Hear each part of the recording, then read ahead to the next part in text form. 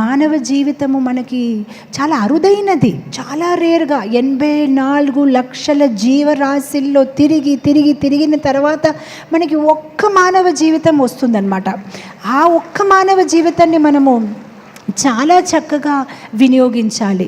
భగవంతుడు నామస్మరణం చేస్తూ మన జీవితంలో మంచి విలువల్ని సంపాదిస్తూ మంచి సాత్విక ఆహారము, శాకాహారి భోజనం తీసుకుంటూ. మా గురుగారు చెప్పేవారు, వీఆర్ నాట్ వెజిటేరియన్స్. ఇస్కాన్ వాళ్ళు, మేము వెజిటేరియన్స్ కాదు, వీఆర్ కృష్ణాటేరియన్స్. మేము ఏం చేస్తామంటే ఏదైతే భోజనాన్ని తయారు చేస్తామో అది భగవంతుడికి నైవేద్యం పెట్టి తింటాము.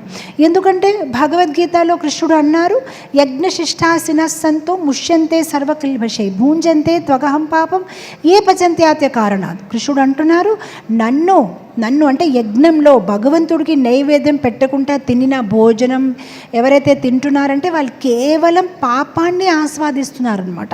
సో మనం ఏదైతే వంట చేస్తున్నారు, ఆధ్యాత్మిక జీవితం చూస్తే చాలా సునాయాసంగా పాటించవచ్చు, చేయడానికి ఏమీ లేదు.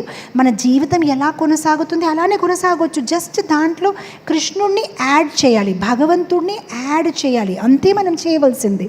సో మనం మంచి విలువలు సంపాదిస్తూ మంచి శాకాహారిని భోజనం భగవంతుడికి నైవేద్యం పెట్టు, మంత్ర ధ్యానం చేస్తూ జపం చేస్తూ ఇంకా వేరే ఎవరికి జీవితంలో ఇబ్బంది పెట్టకుండా శాస్త్ర జ్ఞానాన్ని మనము సంపాదిస్తూ మన జీవితాన్ని కొనసాగిస్తే ఇంకా హ్యాపీగా మనము వెళ్ళిపోవచ్చు అనమాట.